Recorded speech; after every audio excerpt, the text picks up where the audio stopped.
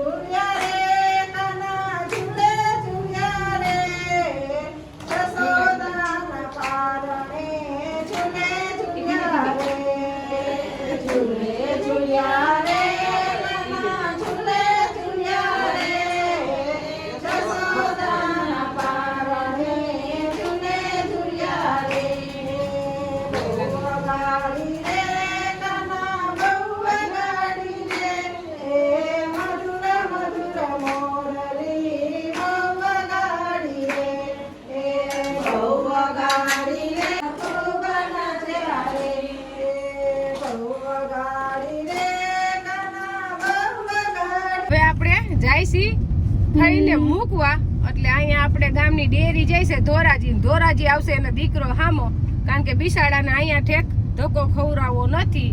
એટલે દેવાનસિંહ પપ્પા કે ધોરાજી આવજો ને નહીં।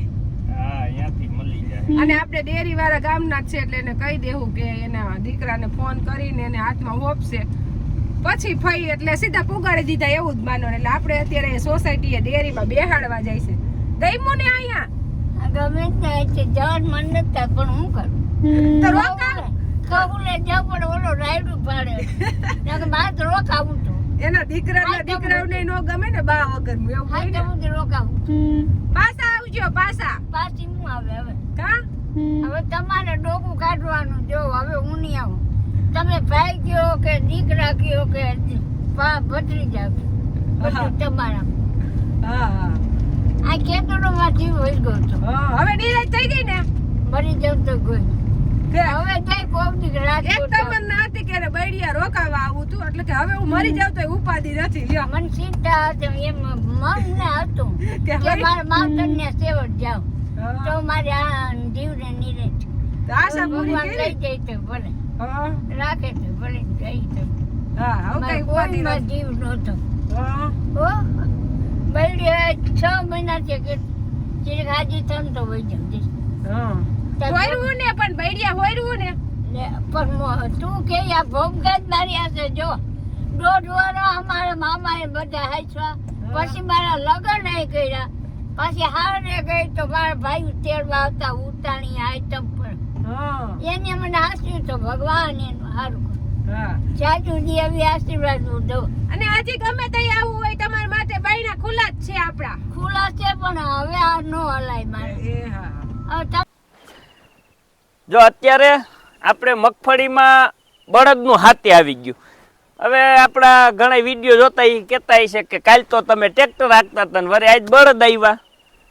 એમાં એવું છે કે આપણે પેલા વરાપ થઈ ગઈ એટલે એકદમ આપણી મગફળીમાં જમીન હુકાઈ ગઈ હતી એટલે બળદનું હાથી બેહે એમય નહોતું।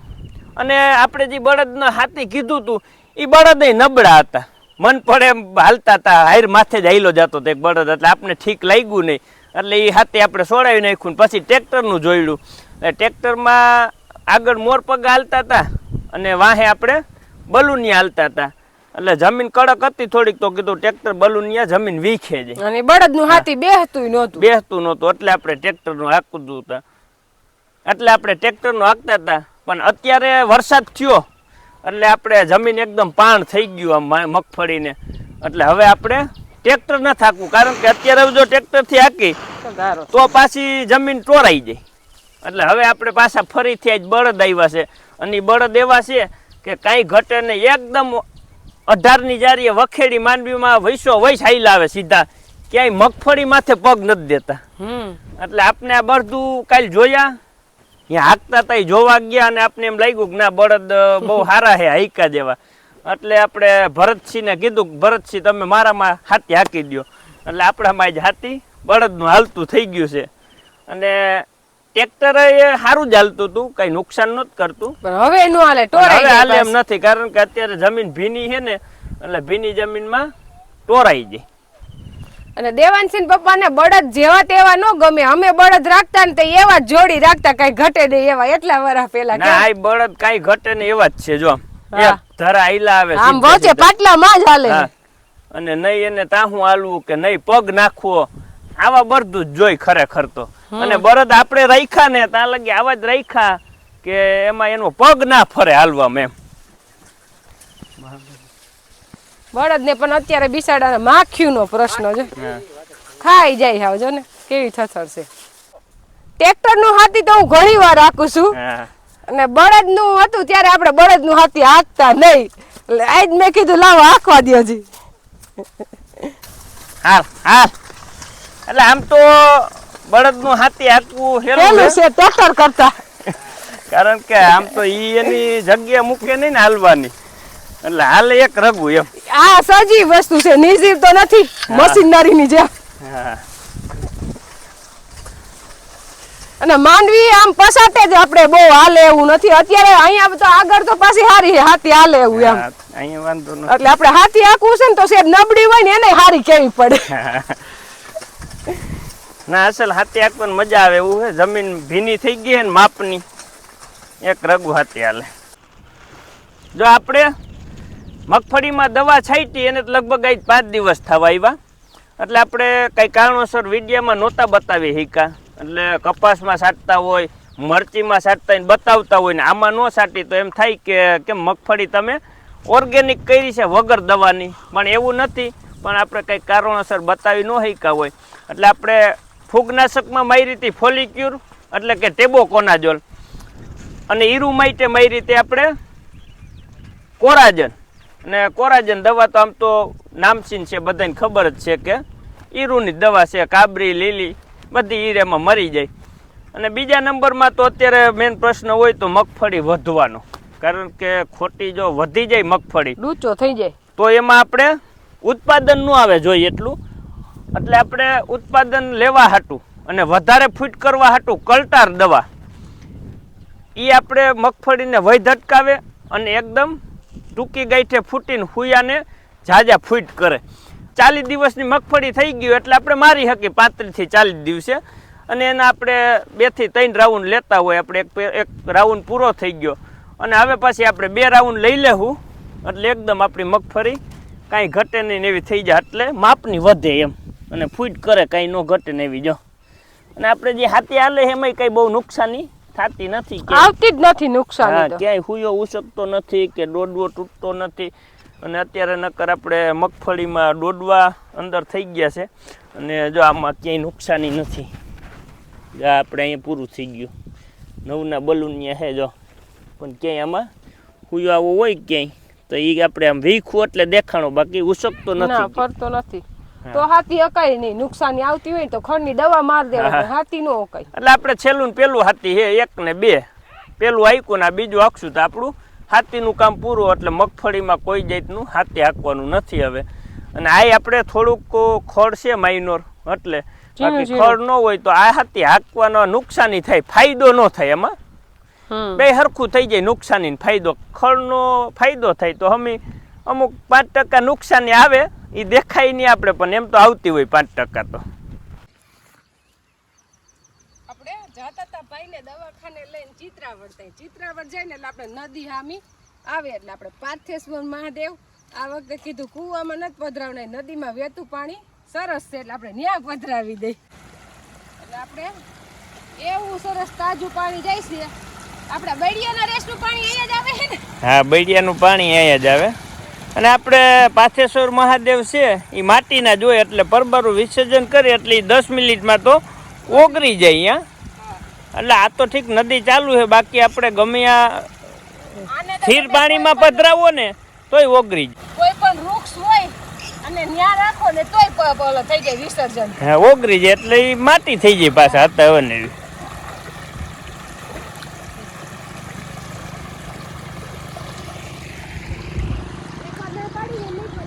અત્યારે ટાઈમ થયો છે રોંઢાના 3:30. આજ તો પણ આપણે આરામ કર્યો જ નથી, કારણ કે આપણે નવા મકાન બનીને તૈયાર થઈ ગયા છે. પણ બાને કીધું ભલે તોય કહેવાય તો નવું મકાન, એટલે સીધું આપણે કાંઈ વાપરવાનું કે રહેવાનું ચાલુ નથી કરવું, સત્સંગ કરાવે. હેઠે મકાનમાં આપણું રહેઠાણ છે એટલે ભૂમિ તો આપણી જે દી આ મકાન કર્યો હોય તે દી બધું ભૂમિ પૂજન ને બધું કર્યું જ હોય. એટલે કીધું આજ ખાલી આપણે સત્સંગ કરાવી દઈએ. એટલે આજે આપણે સત્સંગની બાઈઓને બધાને કાલે કહી દીધું એટલે સત્સંગ કરાવવાનો છે. મેન બાઈએ બધી તૈયારી કરી નાખી છે. હવે 3:30 થયા એટલે આપણે 4 વાગ્યાનો ટાઈમ રાખ્યું ને 4 વાગે બધાય આવશે. ઉપરનું મકાન તો એકદમ હવા ઉજાસ વાળું, એવો સરસ ઠંડો ઠંડો પવન આવે કે તમારે પંખાની જરૂર પડે નહીં, કારણ કે પાછળ કોઈના મકાન નથી ને એટલે એમ એટલે એકદમ સરસ પવન આવે એમ. આપણે કાનાને બેસાડી દીધો છે અને કાનાનો મુંગટ આપણે ભાઈએ તોડી નાખ્યો તો, એટલે બાકી કાનાને મુંગટ તો નથી. તો કીધું અત્યારે સત્સંગમાં બધાય આવે અને આપણો કાનો હારો ન દેખાય એ આપને ગમે નહીં, એટલે જ આપણે બપોર પછી આરામ નથી કર્યો ને કાનાનો મુંગટ બનાવ્યો. કાનાનો મુંગટ મેં ઘરે જ બનાવ્યો. હજી આપણે આમાં ડાયમંડ ટાંકવાનો ટાઈમ નહોતો પણ પછી ડાયમંડ પડ્યા છે, પછી નિરાંતે ટાંકી દેવું. અત્યારે આપણો કાનો એકદમ સરસ દેખાય છે. અને આ મુંગટ આપણે એક્સરે નો જે કાગળ હોય ને એ અંદર નાખી દો ને એટલે મુંગટમાં કાંઈ થાય નહીં. મેં અહીંયા સત્સંગમાં આપણે તે ભાઈ પેટમાં હતો ને દેવાંશ ત્યારે ઘણા મુંગટ બનાવીને આપ્યા છે અને આજે આપણા કાનાનો બનાવ્યો. હવે ટાઈમ ન હોય ને તો મને તો એવો બહુ શોખ મુંગટ ને બનાવવાનો, એટલે કાનો જો આપણો કેવો રૂપાળો લાગે છે. અને કાના માટે આપણે ફૂલ લઈ આવ્યા છીએ. એટલે પેલા કાનાને સજાવી દે.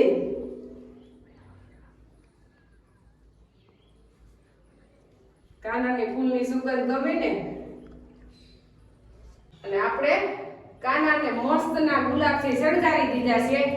અને આપણે સત્સંગવાળી બહેનોને આજે છે 11 એટલે એમનું ફરાળ એટલે નાસ્તો આપણે અહીંયા જ કરાવીને જ મોકલવાના છે, કારણ કે બધાય 11 તો રહ્યા જોઈએ. અમારે સત્સંગવાળા બધાય રહ્યા જ છે 11. એટલે આપણે ચેવડો ને પેંડા તો મેં 2-3 દિવસથી મંગાવી દીધા હતા.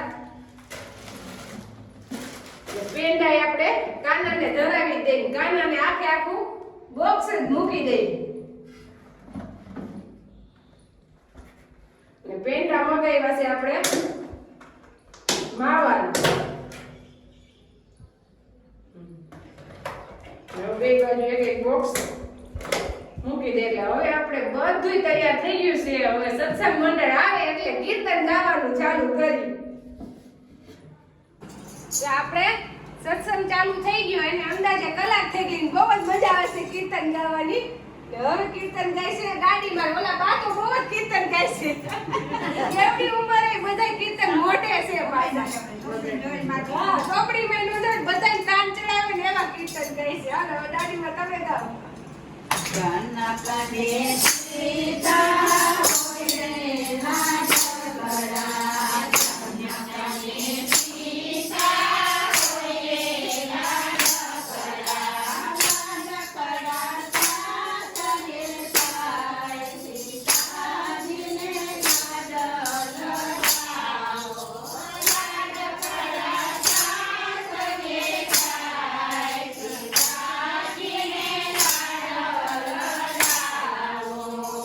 રાજા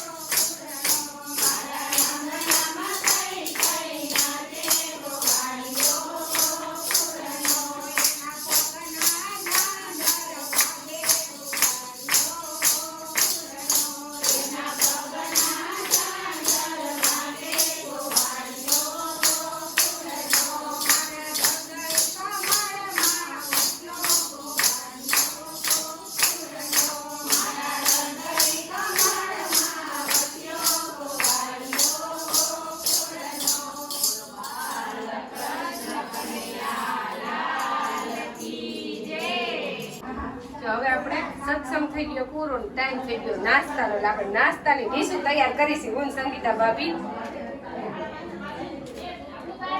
દેવા નાખીશ ને પછી તું